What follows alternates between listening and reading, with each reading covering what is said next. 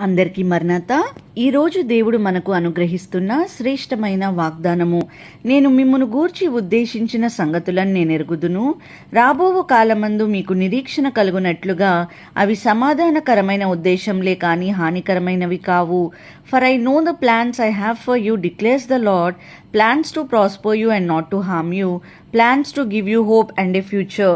ఈ శ్రేష్టమైన వాగ్దానము మన పరలోకపు తండ్రి మనందరి ఎడల దీవించునుగాక. ప్రియులారా, మనకి ఏమి అవసరమో మన జీవితంలో జరిగే ప్రతి విషయం గురించి దేవునికి తెలుసండి.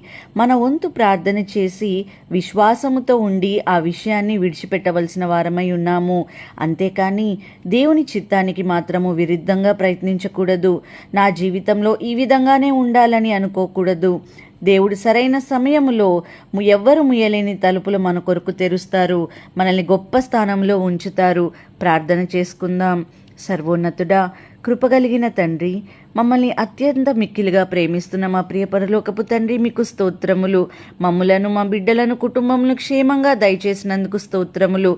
మేము విశ్వాసముతో, నిరీక్షణతో మీ చిత్తమైన సమయము కొరకు ఎదురుచూసే భాగ్యము మా అందరికీ దయచేయమని నజరేడైన యేసుక్రీస్తు అతి పరిశుద్ధ నామములో అడిగి వేడుకొంచున్నాం తండ్రి. ఆమేన్.